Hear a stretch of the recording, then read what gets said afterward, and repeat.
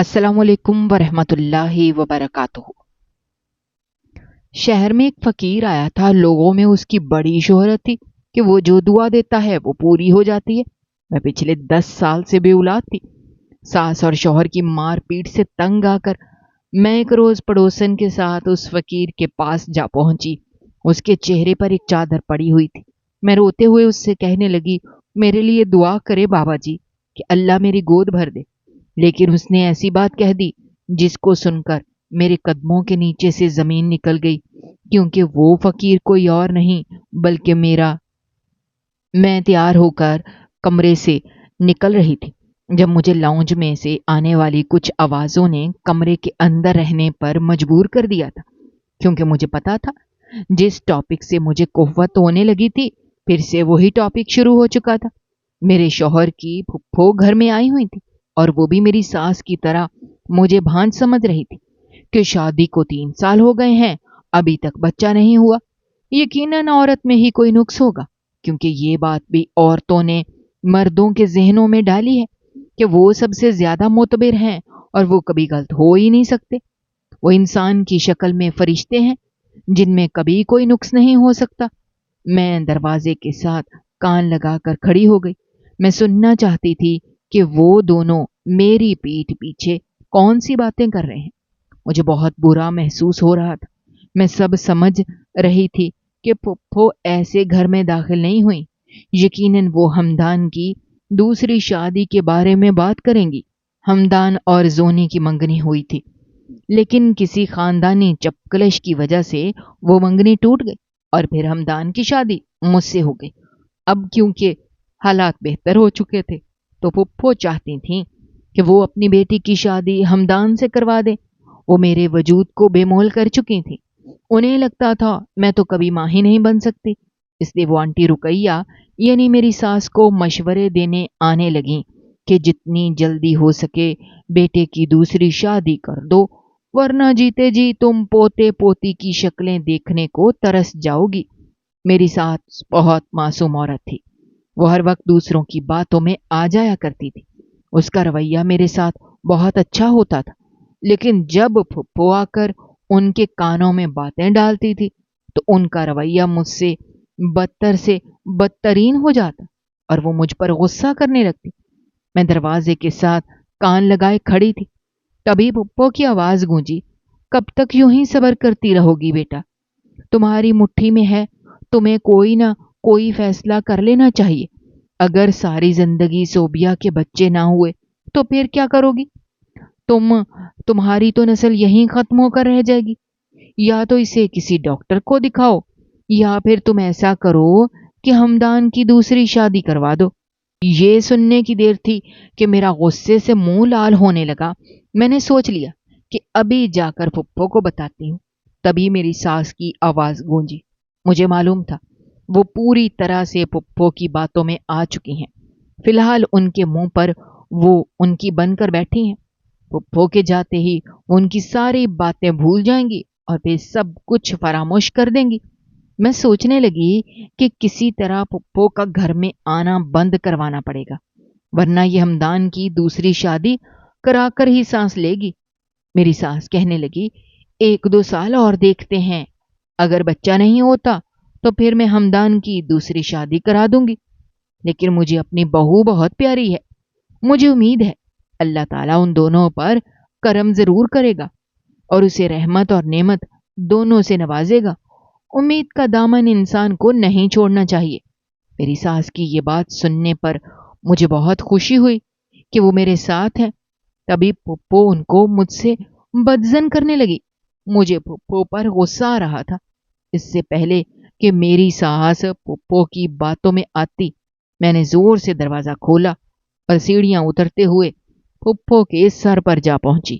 मेरी हील की आवाज उन तक पहुंच चुकी थी और वो हकारत से मुझे सीढ़ियों से उतरता देख रही थी।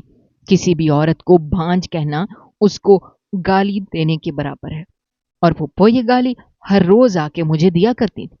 अब तो मेरी सास भी ये सोचने पर मजबूर हो गई थी कि वाकई मैं भांज हूं। तभी मैंने गुस्से में जोर से दरवाजा खोला और सीढ़ियां उतरने लगी। मेरी हील्स की आवाज उन तक पहुंच चुकी थी। वो हकारत से मुझे सीढ़ियां उतरते हुए देख रही थी। मैं पुप्पो के सर पर जा पहुंची। मुझे सामने देखकर तो पुप्पो के तोते उड़ गए। वो सोच भी नहीं सकती थी कि वो जिस साजिश को मेरे बगैर मेरी सास तक पहुंचाना चाहती थी वो इस तरह बेनकाब हो जाएगी। मैं उन्हें कहने लगी, हाँ तो पुप्पो, क्या कह रही थी आप? उनके चेहरे पर तारीकी छा गई। मेरी सास के सामने लहजे में शीरनी घोलते हुए कहने लगी, कैसी हो बेटी? मैं तुम्हारा ही पूछ रही थी, तुम्हारी सास से कि किसी डॉक्टर को दिखाया है क्या, या मैं ले चलूं? मुझे उस मक्कार बुढ़िया पर बहुत गुस्सा आया। मैं उन्हें कहने लगी, मैंने आपकी सारी बातें सुन ली हैं। आप अपनी बेटी की शादी हमदान से कराना चाहती हैं और कोई वजह नहीं है। बाकी अल्लाह ने चाहा तो जल्द ही हम माँ बाप के ओहदे पर फाइज होंगे और आपको अपनी बेटी की फिक्र करनी चाहिए। उसकी शादी के बारे में सोचना चाहिए। वो 30 की हो चुकी है। अब तो उसको किसी रंडवे या 6 बच्चों के बाप का ही रिश्ता मिल सकता है। ये सुनकर पुप्पो इस्तगफार करने लगी। कहने लगी, तुम्हारे मुंह में खाक, तुमने मेरी बेटी के बारे में ऐसा कैसे कहा? तभी मैं उन्हें समझाने लगी कि आपने भी तो मेरे शौहर की दूसरी शादी के बारे में बात की है और मुझे बांझ होने के ताने दिए हैं, जबकि हमारी मेडिकल रिपोर्ट्स कहती हैं कि हम दोनों में कोई नुक्स नहीं है। तो फिर आप कौन होती हैं ये कहने वाली? खुदा के घर में देर है लेकिन अंधेर नहीं है, और ये बात बहुत जल्द आपको समझ आ जाएगी। ये कहते हुए मैं पैर पटकती हुई किचन में चली गई। मेरी सास मेरे आने से चुप हो ही गई थी। तभी फुप्पो रोने की एक्टिंग करने लगी और मेरे सुसर साहब भी घर में तशरीफ ले आए। वो उनसे भी लगाई बुझाई करने लगी कि तुम्हारी बहू ने मुझे बहुत बातें सुनाई हैं, आज के बाद मैं तुम्हारे घर में दाखिल भी नहीं होंगी। जब उन्होंने ये बात की तो मैंने दिल ही दिल में शुक्र अदा किया, लेकिन मुझे मालूम था कि ये सब ऊपर ऊपर से कह रही हैं। हकीकत में ऐसा कुछ होने वाला नहीं।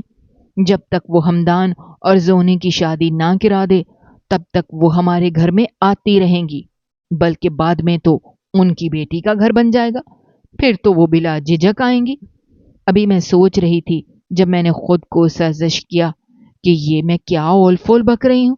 सारा ध्यान खाना बनाने पर लगा दिया। मेरे कान पुप्पो की बातें सुनने की तरफ लगे हुए थे और मेरे हाथ जल्दी जल्दी चल रहे थे ताकि वक्त पर खाना बना सकूं। वैसे भी बच्चा ना होने की वजह से मुझे बहुत बातें सुननी पड़ती थी। मैं नहीं चाहती थी कि मेरी सास ससुर की खिदमत करने में कोई कमी आए और उनको एक और वजह मिल जाए बातें करने की। मैं उन्हें अपने माँ बाप की तरह समझती थी, इसीलिए उनकी खिदमत में कोई भी कसर नहीं छोड़ना चाहती थी। हम सब आपस में बहुत खुश थे, लेकिन फुप्पो लगाई बुझाई करने का कोई मौका नहीं जाने देती थी। मुझे उन पर बहुत गुस्सा आता था और अक्सर मैं उनको बातें सुना दिया करती थी। वो भी ढीठ थी। एक दिन बातें सुनती थी, दूसरे दिन फिर आ जाती थी। उनके 2 चेहरे थे। वो मुंह पर कुछ और होती थी और पीठ पीछे कोई और ही बातें करती थी। इसलिए मैं उनको मक्कार फुप्पो कहा करती थी। मैं सिर्फ उनको उनके पीठ पीछे नहीं, उनके मुंह पर भी मक्कार फुप्पो कहा करती थी, जिसका वो अक्सर बुरा मना जाती थी। और कभी कभी तो वो ऐसे जाहिर करती थीं जैसे उन्होंने सुना ही नहीं। पुप्पो का जब से घर में आना ज्यादा होने लगा था, हमदान और मेरी सास के रवैये में बहुत सी तब्दीलियां आने लगी।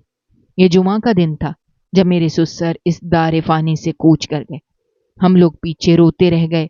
अब तो पुप्पो को मौका मिल गया था कि वो मेरे खिलाफ जी भर कर भड़ास निकाले, क्योंकि मेरे ससुर बहुत अच्छे आदमी थे। वो अक्सर बहन को समझाया करते थे कि मेरी बहू के बारे में कुछ भी कहने से पहले सोचा समझा करो, वो बच्ची है, उसकी दिल आजारी मत किया करो। लेकिन पुप्पो बाज नहीं आई। कभी ससुर के जाने के बाद मेरी सास मुकम्मल तौर पर पुप्पो के कंट्रोल में आ चुकी थी। जैसे जैसे पुप्पो कहती जाती, मेरी सास मेरे साथ वैसे करती जाती। अब तो उनका रवैया मेरे से बहुत बुरा हो गया था। वो आते जाते मुझे ताने मारती, मैं आंसुओं के घूंट भरकर रह जाती। अक्सर मैं रोते हुए पाई जाती, क्योंकि मुझसे उनके दिए हुए ताने बर्दाश्त नहीं होते थे। वो दोनों सारा दिन एक दूसरे के कान में खुसर पुसर करती रहती, और फिर जब मैं उनके साथ से गुजरती तो वो मुझे बातें सुनाने का कोई भी मौका जाया नहीं करने देती थी। मेरी सास, जो मेरे खाने की दीवानी थी, उसको अब मेरे खाने बनाने में कीड़े नजर आने लगे। मुझे बहुत दुख होता, लेकिन मैं कुछ भी नहीं कर पाती थी। मैके के नाम पर एक माँ थी जो पिछले साल इंतकाल कर गई थी। उनका एक छोटा सा घर था जो मैंने किराए पर दे रखा था, और उसका किराया भी मुझे मिलता था, जिससे मैं अपने किचन का खर्च आसानी से उठा लेती थी। आजकल फुप्पो और मेरी सास का रवैया मुझसे बड़ा अच्छा हो रहा था। मुझे हैरत हुई कि पिछले 3 महीनों से इन्होंने मेरा जीना हराम किया हुआ है, और आज इतने अच्छे से बात कर रही हैं। कुछ तो गड़बड़ है। मेरे शौहर हमदान भी मुझसे बहुत मोहब्बत से पेश आ रहे थे, और मैं उन सबको ही होंक बनी देख रही थी। तभी एक दिन फुप्पो की बातों में आकर मेरे शौहर ने मुझसे कुछ कागजात साइन करवाए जो मेरी माँ के घर के थे। उन्होंने धोखे से वो घर अपने नाम करा लिए। मैं तो उनके इस धोखे पर हैरान रह गई थी। मेरा एतबार और मान दोनों टूट चुके थे। शौहर पर एतबार नहीं करना चाहती थी, न ही उसके मुखातिब करने पर उसे जवाब देती। उनसे दिल उठ गया था। अब मेरे दिल में उनके लिए कोई इज्जत और एहतराम बाकी नहीं रहा था। जब उन्होंने मेरा बदला रवैया देखा तो वो पहले जैसे हो गए। मुझसे सख्त मिजाजी से पेश आने लगे और अक्सर मुझ पर हाथ उठाने लगे। उनको कारोबार में घाटा हुआ था, उसका इल्जाम भी उन्होंने मुझ पर लगा दिया। एक दिन वो परेशान सूरत लिए घर आए। मैंने भागकर उन्हें पानी दिया तो उन्होंने गिलास पकड़ते ही जोर से वो पानी वाला गिलास दीवार पर दे मारा। मैं हल्के से चीख मारते हुए डर कर पीछे हुई थी। पुप्पो और मेरी सास भी कमरे से निकलकर लाउंज में आ चुकी थी। मेरा शौहर अपने हाथों से बालों को मुट्ठियों में जकड़े बैठे थे। वो बहुत परेशान थे। कहने लगे, पहले कारोबार डूबा, उसको खड़ा करने के लिए घर को गिरवी रख दिया, पैसा दिया, फिर भी कारोबार डूब गया। अब मेरे हाथ खाली हैं। ना तो मैं कोई जॉब कर सकता हूं क्योंकि मैं महज ग्रेजुएशन किए हुए हूं, और ग्रेजुएशन इंसान को कौन नौकरी देने को तैयार होगा, जबकि मुझसे बड़ी बड़ी डिग्रियां लिए हुए लोग रुल रहे हैं। ये कहकर उनकी आंखों से चंद आंसू बह निकले। मेरे दिल को अजीब सा लगा था। वो मेरे शौहर थे, मुसीबत में थे। मैं उन्हें कहने लगी, मैं आपको अपने जेवर दे देती हूँ, घर को छुड़ा लीजिए। वो कहने लगे, अब कुछ नहीं हो सकता, जल्दी ही हमें यह घर खाली करना होगा। उनकी ये बात सुनकर मैं दंग रह गई। सोच भी नहीं सकती थी कि इस घर को छोड़कर कभी जाना भी पड़ेगा। शौहर के कहने पर हम सब ने रोते धोते सारी पैकिंग की और फिर मेरी माँ के उस छोटे से घर में शिफ्ट हो गए, जिसमें महज 2 कमरे थे। वहां पर हमारा गुजारा मुश्किल था, लेकिन नामुमकिन नहीं। फुप्पो अब भी हमदर्दी करने के वास्ते आ जाया करती थीं। मुझे तो हैरत थी। उनको घुटने का मसला था और वो फिर भी 2 गलियां चलकर हमारे घर आ जाया करती थी। गरीबी मायूसी ने मेरे शौहर और सास को यकसर बदल डाला। उन दोनों का रवैया और ज्यादा बुरा होने लगा। मेरा शौहर मारपीट करता, बात बात पर गुस्सा होता, बर्तन तोड़ने लगता। धीरे धीरे मेरे आधे से ज्यादा जहेज वाले बर्तन टूट गए और चंद जरूरियात का सामान ही हमारे पास रह गया कि दोस्त की बातों में आकर मेरा शौहर स्मोकिंग भी करने लगा था, जिसका मुझे बेहद अफसोस था। मैं अपने शौहर और सास के रवैये से बहुत तंग थी, लेकिन कुछ भी नहीं कर सकती थी। उन दोनों के सिवा मेरा इस दुनिया में कोई नहीं था। तभी एक दिन पुप्पो घर में मिठाई का डब्बा लिए हाजिर हुई। मुझे लगा शायद उन्होंने अपनी बेटी का रिश्ता तय कर दिया होगा, इसलिए आई हैं, लेकिन वो तो मेरी दुनिया तारीख करने आई थी। आते ही वो मेरी सास के साथ बैठ गईं और मेरे शौहर हमदान को भी अपने पास बिठा लिया, और घर में उनके करीब जाती तो वो चुप हो जाती। 1-2 बार तो मेरी सास ने मुझे टोक दिया और कहा, किचन की हद तक महदूद हो जाओ, जब तक हम ना बुलाएं बाहर मत निकलना। मैं उनकी बातें सुनकर अफसोस के सिवा कुछ भी नहीं कर सकती थी। घर भी मेरी मां का था। एक तो उन्होंने धोखे से अपने नाम करा लिया, दूसरा वो मुझ पर रोब जमाने की साजिश कर रहे थे। मैंने कान लगाने की कोशिश की कि किसी तरह कोई बात सुनूं, लेकिन पल्ले ही कुछ नहीं पड़ रहा था। मैं उनके सामने किचन से झांक झांक कर देख रही थी। वो भी मेरी बेचैनी महसूस कर चुके थे। तभी मेरा शौहर, जो परेशान शक्ल लिए बैठा था, यकदम मुस्कुराने लगा और मुस्कुराते हुए बाइक की चाबी उठाई और घर से निकल गया। मैं उसके रवैये पर हैरान रह गई। फुफ्फो तख्त पर बराजमान रही। मेरी सास किचन में दाखिल हुई और कहने लगी, लो मिठाई खाओ। मैं मिठाई खाते हुए उनसे पूछने लगी, किस चीज की मिठाई है? वो कहने लगी, हमदान और जोनी की शादी की डेट फिक्स कर दी है, ये उसी की है। मेरे हाथ से गुलाब जामुन छूटकर नीचे गिर चुका था, जो कि मैं आधा खा चुकी थी। आधा जमीन पर पड़ा अपनी बेबसी को रो रहा था। मैं मुंह खोले आंखें फाड़े सास को देख रही थी। वो मेरे इस रवैये से डर गई और एक कदम पीछे होते हुए कहने लगी, ऐसे क्यों जाहिर कर रही हो? मैंने कौन सा तुम्हारे सर पर आसमान गिरा दिया है? अब तुम हमें ना तो औलाद दे सकती हो, ना ही मेरे बेटे की किसी काम में मदद कर सकती हो, तो हमारे किसी भी काबिल नहीं हो। तो हमने अपने बेटे की दूसरी शादी करानी ही है ना? मुझे बेहद गुस्सा आया। मैंने गुस्से से चिल्लाते हुए कहा, मैं भी देखती हूँ कैसे कराती हैं आप शादी। मुझसे बुरा कोई नहीं होगा। अगर आपने ऐसा सोचा भी सही। मैंने वहीं से वो ताश नीचे फेंका जिसमें चावल पड़े हुए थे। मेरी सास डर गई। जैसे वो संभली, वो मुझे गालियां देने लगी कि मैंने खुदा के रिज्क को इस तरह नीचे फेंक दिया है। मैं गुस्से में अपने कमरे में आकर बंद हो गई थी। सास और फुप्पो से तो ये उम्मीद थी, लेकिन अपने शौहर से हरगिज नहीं थी।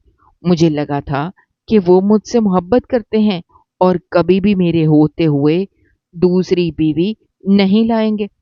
हाँ, अगर मैं मर जाऊं तो बेशक उनको इजाजत है। मैं कमरे में आकर रोने लगी। इस घर में मैंने सबसे अच्छा वक्त गुजारा था। अब मेरी जिंदगी के तारीख दिन भी यहीं कटने लगे। शौहर से मैं नाराज थी, उसे कोई भी बात नहीं करना चाहती थी। तभी पुप्पो मेरे कमरे में आए और कहने लगी, अच्छा बस, अब अफसोस ना करो। मेरी बेटी भी तुम्हें बर्दाश्त कर रही है, तुम भी उसे बर्दाश्त कर लेना। मुझे पता था अगर पुप्पो से मैं जरा सी अपनायत अपनाऊंगी तो वो मेरी हो जाएंगी और सारा राज उगल देंगी। मैंने बहुत ही अपनायत से उन्हें गले लगाया और अपने पास बिठाया और उनसे पूछा, हमदान कैसे शादी के लिए मान गए? पहले तो उन्होंने सवालिया नजरों से मुझे ऊपर से लेकर सर तक घूर कर देखा। फिर कहने लगी, मैंने हमदान को कह दिया है कि मेरा घर बेचकर वो अपना घर जो उसने गिरवी रखा हुआ है वो छुड़ा ले। फिर हम दोनों का ही इस घर में हिस्सा हो जाएगा। यानी आधा घर उसके नाम हो जाएगा और आधा घर जूनी के नाम हो जाएगा। जूनी के अलावा मेरी औलाद ही कौन है? मुझे उन पर बेहद गुस्सा आया। मैंने उन्हें मशवरा दिया कि ये छोटा सा घर बेचकर कारोबार में डाल ले, इससे उसका कारोबार जल्द संभल जाएगा। मैं उन्हें गुस्से से घूरने लगी कि मेरे माँ बाप की आखिरी निशानी वो यूं बेचना चाहती हैं और अपना हिस्सा कैसे हमारे घर में बनाना चाहती हैं। तभी उनकी सारी स्कीम मुझे समझ आ गई और मैंने सोच लिया कि जितनी जल्दी हो सके मुझे डॉक्टर को दिखाना चाहिए ताकि ये भांज वाला ताना तो खत्म हो। उसके बाद मैं पुप्पू को सीधा करूंगी। मैं मुस्कुराने लगी और कहने लगी, हाँ, जूनी मेरी बहन की तरह है। हम दोनों सहेलियों की तरह रहेंगी, बिल्कुल भी नहीं झगड़ेंगी। ये सुनकर पुप्पो पहले तो हैरान हुई, फिर खुश होते हुए कहने लगी, हाँ, जीती रहो बेटा। मुझे तुम लोगों से यही उम्मीद थी। एक बार तो मुझे उन पर तरस भी आया, लेकिन उनकी मक्कारियां याद आते ही मैंने उन पर एक हसीन निगाह डाली और बाहर आ गई। अभी मैं नुक्कड़ पर मौजूद क्लिनिक की तरफ जाने ही लगी थी जब मुझे मेरी पड़ोसन मिल गई। वो मेरी अम्मी की बेहतरीन दोस्त हुआ करती थी। वो कहने लगी, इतनी परेशान क्यों हो और कहाँ जा रही हो? तो मैंने उन्हें शुरू से लेकर आखिर तक सारी कहानी सुना डाली। वो कहने लगी, पागल हो तुम? तुम्हें मैं किसी जगह लेकर चलती हूँ, वहां जाकर तुम्हारी सारी मुरादें पूरी हो जाएंगी और देखना तुम मेरा शुक्रिया अदा करती थकोगी नहीं। یہ کہہ کر وہ کہنے لگی، 1 منٹ رکو، میں چادر پہن کر آتی ہوں۔ میں 5 منٹ دھوپ میں کھڑی رہی، لیکن یہ 5 منٹ رائے گا نہیں گئے۔ آنٹی شمسا چادر پہن کر باہر آ چکی تھی۔ ہم دونوں ایک بابا کے پاس گئے۔ مجھے وہاں پر گھٹن تو ہو رہی تھی، کیونکہ وہاں کا ماحول مجھے بہت عجیب لگا تھا، لیکن میں کچھ بھی نہیں کر سکتی تھی، کیونکہ اب مجھے ہر حال میں اولاد چاہیے تھی اپنا گھر بچانے کے لیے۔ پہلے تو میں نے اس چیز کو بہت آسان سمجھا ہوا تھا۔ خیر، میرے ساس سسر کو تو اتنی بھی اپنے پوتا پوتی کی خواہش نہیں ہے کہ وہ دوسری بہو لے آئیں گے، لیکن پھپھو نے ہر طرف سے کام خراب کیا ہوا تھا۔ شمس آنٹی بتانے لگی کہ وہ فقیر بہت پہنچا ہوا ہے، وہ کوئی تعویذ گنڈا نہیں کرتا، بلکہ وہ لوگوں کو دعا دیتا ہے اور وہ دعا پوری ہو جاتی ہے۔ میں نے اس کی شہرت کے بارے میں سنا تو آنٹی کو کہنے لگی، تو پھر جلدی چلیے نا، وہیں چلتے ہیں۔ ہمیں وہاں جاتے ہوئے بہت وقت لگا، کیونکہ اس فقیر کا کوئی ٹھکانہ نہیں تھا۔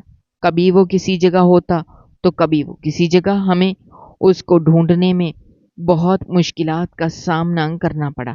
ہم لوگ جب فقیر صاحب کے پاس گئے تو انہوں نے منہ پر ایک بہت بڑی چادر اوڑھ رکھی تھی۔ میں ان کو روتے ہوئے کہنے لگی، فقیر صاحب، مجھے دعا دے دیجیے کہ جلدی ہی اللہ میری گود بھر دے اور میرا گھر ٹوٹنے سے بچ جائے۔ اب میں ان سے درخواست کر رہی تھی جب وہ میری بات بیچ میں ٹوکتے ہوئے کہنے لگے، جن کو زیادہ بد دعائیں لگ جائیں ان کے لیے تو کی گئی دعا بھی کبھی قبول نہیں ہوتی۔ مجھے ان کی بات سمجھ نہیں آئی، لیکن جیسے ہی انہوں نے منہ پر سے کپڑا ہٹایا تو میں حیرت سے گنگ بیٹھی رہ گئی تھی۔ مجھ سے تو کچھ بولا بھی نہیں گیا۔ شمسا آنٹی کے چہرے پر بھی حیرت تھی، لیکن فقیر بہت اطمینان سے ہم دونوں کو دیکھ رہا تھا۔ وہ کہنے لگے، بہت عرصے سے مجھے انتظار تھا کہ تم میرے پاس آؤ، مجھے معلوم تھا تم ضرور آؤ گی، اس لیے مجھے تمہارا انتظار شدت سے رہا۔ وہ کوئی اور نہیں، میرا سگا باپ تھا۔ مجھے حیرت ہونے لگی کہ میرا باپ زندہ کیسے ہو سکتا ہے، وہ تو مر چکے تھے۔ میں عجیب سے تاثرات لیے انہیں گھور رہی تھی جب وہ کہنے لگے، تم کیا سمجھ رہی ہو کہ میں تمہارا والد ہوں یا میری شکل ان سے ہو بہو ملتی ہے؟ ان کی دوسری بات پر میں چونک گئی۔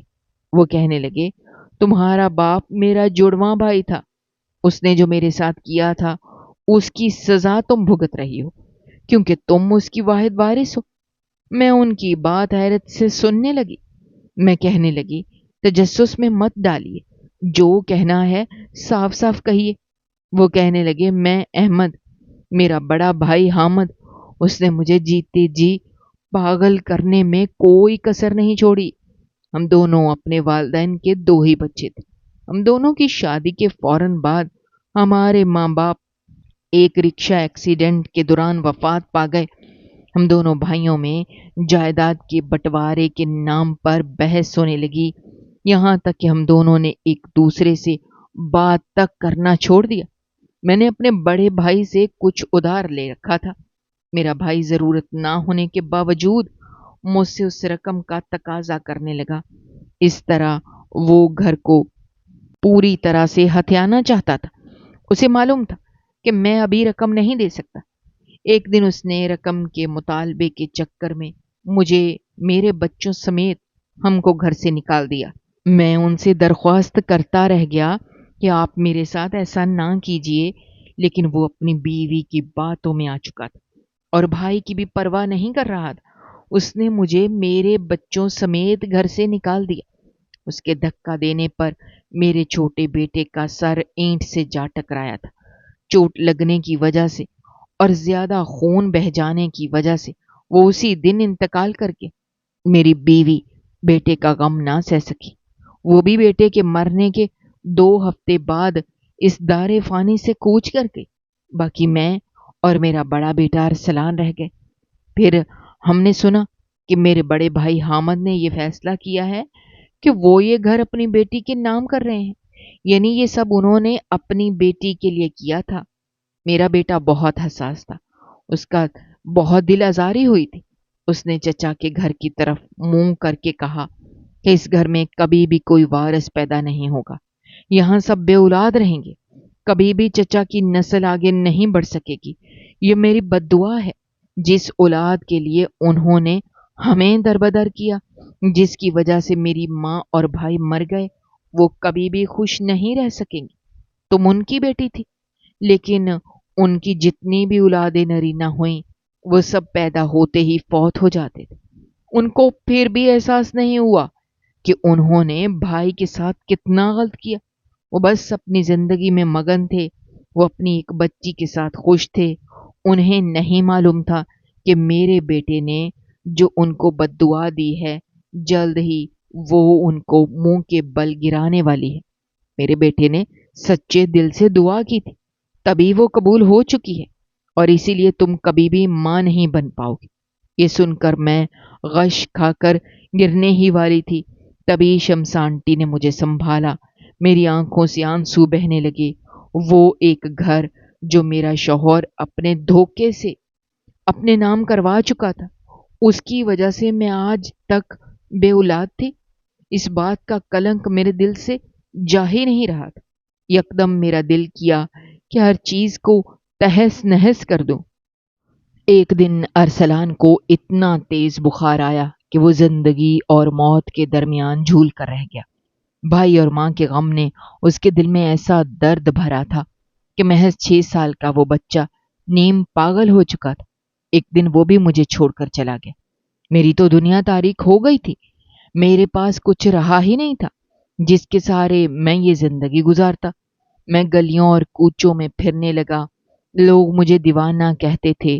نہ جانے کیسے میں جو بھی دعا کرتا قبول ہو گئی، لوگوں کے درمیان میری شہرت بڑھنے لگی۔ یہ سب میرے خدا کی رحمت تھی جو اس نے میرا ساتھ دے رہی تھی۔ لوگ 2 وقت کا کھانا خود سے دے دیا کرتے تھے، یا اکثر نظر آنے میں پیسے پکڑا دیا کرتے تھے، جس سے میرا گزارا ہونے لگا۔ میری صبح و شام کا ٹھکانہ روز نیا ہوتا۔ لوگ دعا کرواتے، جب ان کی دعا قبول ہوتی تو مجھے ڈھونڈتے ہوئے دوبارہ میرے پاس آتے۔ دیکھو آج تم بھی آئی ہو۔ وہ میری طرف طنزیہ ہنستے ہوئے دیکھنے لگے اور وہاں سے جانے لگے۔ جب میں ان کے پیچھے بھاگتے ہوئے کہنے لگی، چچا جان ایک بار مجھے معاف کر دیجیے، ایسا مت کیجیے، آپ کی بھتیجی کا گھر تباہ ہونے والا ہے، مجھے معاف کر دیجیے، کہیں تو آپ کے پاؤں پڑ جاتی ہوں۔ میں آپ کو آپ کے گھر کے یا آپ کے حصے کے سارے پیسے لوٹا دوں گی، لیکن مجھے دعا دے دیجیے۔ لیکن انہوں نے میری بات نہیں سنی اور گلی میں تقریباً بھاگتے ہوئے میری نظروں سے اوجھل ہو گئے۔ میں گلی کے بیچوں بیچ گھٹنوں کے بل بیٹھی زور زور سے رونے لگی۔ محلے کی باقی عورتیں بھی مجھے دیکھنے لگیں۔ شمس آنٹی میری طرف آئیں اور مجھے پکڑ کر وہاں سے لے گئیں۔ گھر آ کر میرا چہرہ دھواں دھواں ہو رہا تھا، مجھے کچھ بھی سمجھ نہیں آ رہا تھا۔ میں بے حد اداس تھی اور کسی سے بھی بات نہیں کرنا چاہتی تھی، اس لیے کمرے میں بند ہو گئی۔ آج زونی اور ہمدان کی منگنی تھی۔ منگنی میں زیادہ لوگ تو نہیں تھے، گھر کے ہی لوگ تھے۔ بس زونی کو سوٹ پہنا کر اس کو اچھے سے تیار کروایا اور پھر ہمدان نے اسے اور اس نے ہمدان کو انگوٹھی پہنا دی۔ میں کمرے میں بند رہی، مجھے تو نیا روگ لگ چکا تھا۔ ایک دن ہماری گلی میں صدا آنے لگی، کوئی فقیر تھا جو لوگوں کو اپنی طرف متوجہ کر رہا تھا۔ میں بھاگ کر باہر گئی تو وہ کوئی اور نہیں، میرے چچا تھے۔ میں کسی کی بھی پرواہ کیے بغیر ان کے پاؤں پڑ گئی اور ان سے معافیاں مانگنے لگی۔ وہ بھی شاید دل نرم کر چکے تھے، اس لیے ہماری گلی میں دوبارہ آئے تھے۔ میں انہیں کہنے لگی، آپ بے شک ہمارے گھر میں آ کر رہیں، چاہیں تو میں یہ گھر کسی طرح شوہر سے کہہ کر آپ کے نام کروا دوں گی، لیکن مجھے معاف کر دیجیے۔ وہ کہنے لگے، بیٹی شاید میرے نصیب میں یہی کچھ تھا۔ میں تمہیں دعا دیتا ہوں، اللہ تمہیں دولت، شہرت، عزت، احترام، اخلاقیات اور نیک اولاد عطا کرے۔ لیکن ایک بات یاد رکھنا، خدا کا شکر ادا کرنا مت بھولنا۔ جب تم خدا کا شکر ادا کرو گی تو خدا تمہیں اور زیادہ نوازے گا۔ تمہارے باپ نے کیا اس کا حساب اسے آخرت میں دینا پڑے گا، مگر میرے بیٹے نے بد دعا تمہیں دی تھی، آج انشاءاللہ میری دعا سے اس کا اثر زائل ہو جائے گا۔ شاید اسی لیے اللہ تعالیٰ نے मेरी दुआ में तासीर पैदा की और तुम्हारे लिए मेरे दिल में नरमी पैदा की। ये कहकर वो मेरी नज़रों से ओझल हो गए। मैं घुटनों में सर दिए बैठी रोती रही। मेरे शौहर ने मुझे इस तरह देखा तो वो मुझे डांटते हुए पकड़कर घर के अंदर ले गए। मैंने उन्हें सारी कहानी सुनाई तो वो भी हैरान रह गए और कहने लगे, तो क्या उनके कहने से हमारी औलाद हो जाएगी? मैंने उन्हें कहा, मैंने यही सुना है और मुझे पूरा एतबार है। अपने खुदा की रहमत पर हमें खुदा की रहमत से मायूस नहीं होना चाहिए। तभी मेरे शौहर कहने लगे, मुझे माफ कर दो, मैं आज अभी इसी वक्त जोनी से मंगनी तोड़ता हूँ और फूफो के घर के कागजात भी उन्हें वापस लौटा रहा हूँ। मैं हरगिज जोनी से शादी नहीं करूँगा। अल्लाह ताला ने मेरे हाथ में एक नई उम्मीद थमा दी है और शायद इसके तहत आज मेरा कारोबार बहुत अच्छा चल रहा है। तुम्हें नहीं मालूम, पिछले दिनों से ज्यादा फायदा मुझे आज हुआ है और मुझे मालूम हो गया कि ये सब तुम्हारे चचा की बरकत से हुआ है। शायद उन्होंने अपना सारा नसीब तुम्हें थमा दिया। अब तुम्हारा फर्ज बनता है कि तुम उसकी हिफाजत करो। मैंने अपने शौहर को माफ कर दिया क्योंकि मैं अपना घर बसाए रखना चाहती थी। चचा की बातें मुझे अच्छे से याद थी। अपने बाप से भी मैं बहुत गुस्सा थी, लेकिन वो मर चुके थे तो उनके खिलाफ मैं कुछ कह नहीं सकती थी।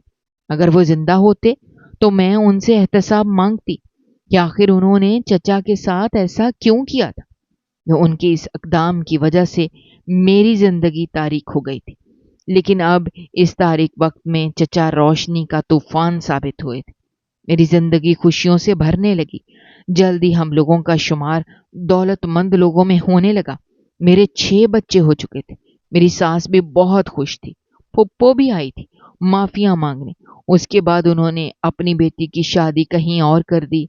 वालिदैन को चाहिए कि अपनी औलाद के बेहतर मुस्तकबिल के लिए दूसरे बच्चों के मुस्तकबिल खराब ना करें, क्योंकि वो सिर्फ अपनी औलाद का सोचकर दूसरों के लिए बुरा करते हैं तो आने वाले वक्त में वो सारे गुनाह उनकी औलाद के आगे आकर खड़े हो जाते हैं। नाजरीन, हमारी आज की ये कहानी आपको कैसी लगी? कमेंट बॉक्स में अपनी राय का